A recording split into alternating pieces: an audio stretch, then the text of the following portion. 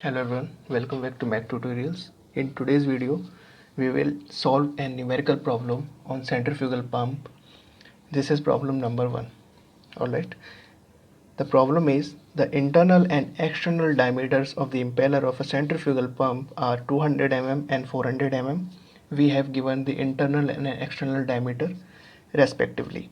The pump is running at 1200 rpm. We have given the rotational speed in rpm.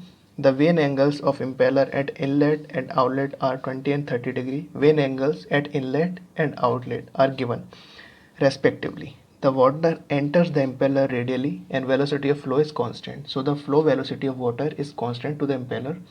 Determine the work done by the impeller per unit weight of water. So we have to determine the work done by impeller per unit weight of water. So let's solve this question. Let's first write given data. Given data. We have given internal diameter of impeller, internal diameter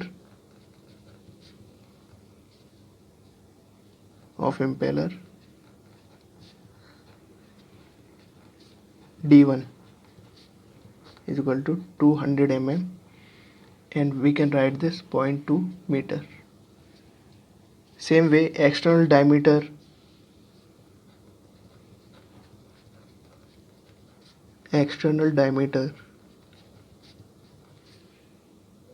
of impeller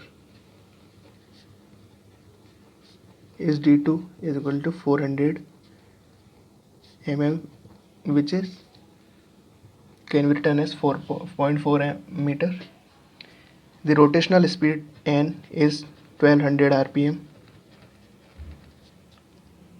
Vane angle at inlet, which is represented by theta, is equal to 20 degree, and vane angle at outlet, which is represented by phi, is equal to 30 degree. Water enters radially. What is mean by this? Water enters radially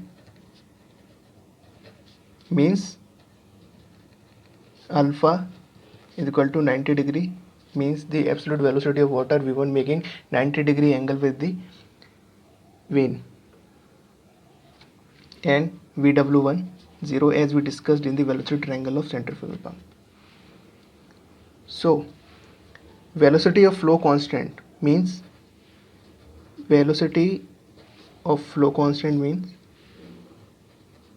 VF1 at inlet equal to VF2 at outlet. Alright. Now we know that the work done by impeller is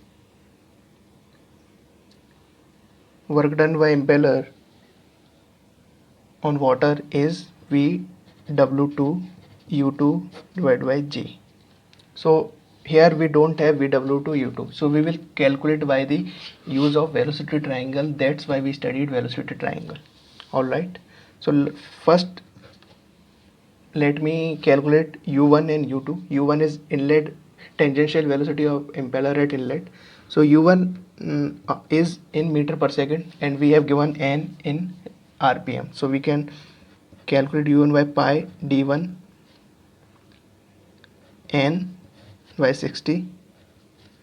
So pi we will take in meter,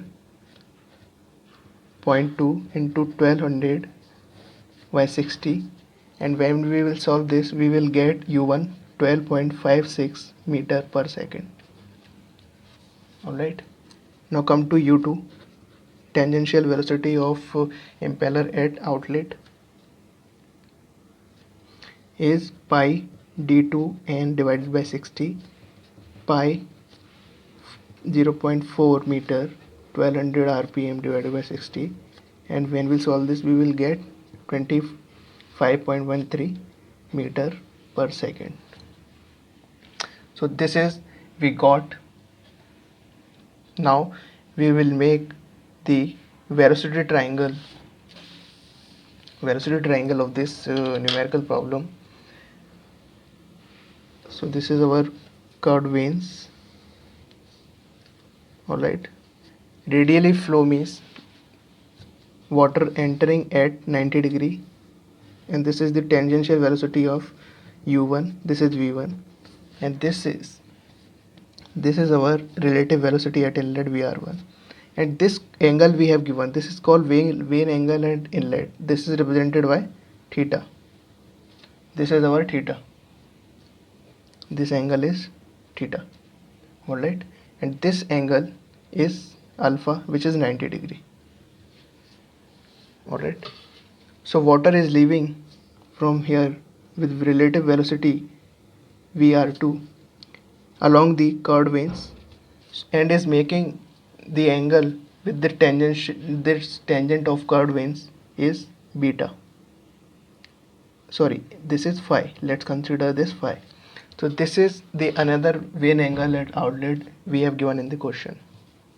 Alright, this is our absolute velocity of water v2 at outlet. This is absolute velocity of water v1 at outlet, and this is making an angle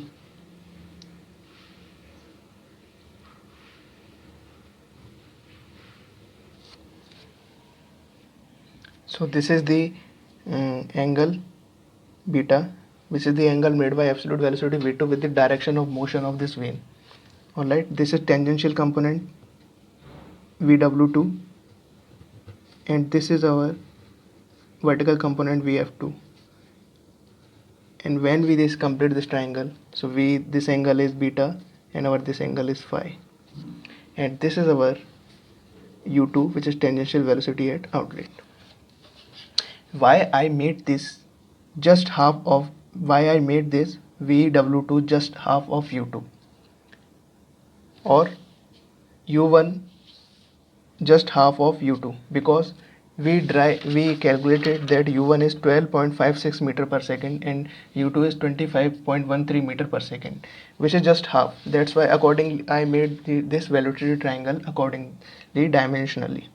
Alright, so this is our velocity triangle is completed.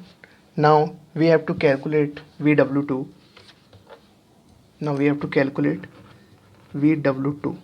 Alright, which is the work velocity. How can we calculate this? Let's look at. We can calculate this vw2 from this triangle. As we can see, this triangle tan phi is equal to vf2 divided by u2 minus vw2. In this triangle we can see that this is making an tan theta angle, vf2 divided by u2 minus vw2, this length, so this is become our tan phi angle. Alright, but we don't have yet vf2, but we know that vf1 is equal to vf2. Alright, so we can calculate vf1 from this triangle. How we can calculate?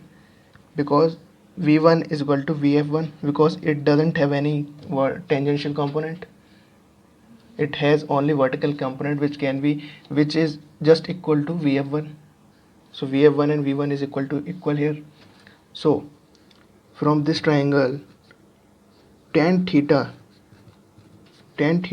is equal to vf1 divided by u1, and theta, we know that theta is 20 degree. So vf1 is u1, we know that u1 is just 12.56 meter per second. So we can calculate vf1 is equal to tan 20 degree into vf1 is equal to tan 20 degree into 12.56. So after solving this, we are getting vf1 is 4.57 meter per second, which is equal to vf2 according to this question. So now we can calculate our VW2 is tan phi is equal to VF2 divided by U2 minus VW2. So U2 minus VW2 can be written as VF2 divided by tan phi. We know that U2 is 20.13 meter per second, VW2, and we know that VF2 is 4.57 meter per second, and tan 30 degree is, we know that tan 30 degree is 1 by root 3. So we can calculate VW2 is equal to 4.57 divided by 1 by root 3 plus 25.13, and when we will solve this we will get VW2 is 17.215 meter per second. So we get the values which are essential to calculate the work done by impeller on water. So here we are solving this. Work done by impeller on water is VW2U2 divided by G. VW2 is 17.125, VU2 20.13 meter per second U2, and G, the value of G we know that 9.81 meter per second square. And when you will solve this you will get 44.1 Newton meter per Newton work done. Alright, this is our work done. And how this unit came Newton meter per Newton, we know that the work is force into displacement, force in Newton, displacement in meter, and per weight means we are taking the weight also in Newton. So this is our work done by the impeller is 44.1 Newton meter per Newton. So hope you understood this numerical problem, and in next video we will take another numerical problem. Thanks for watching.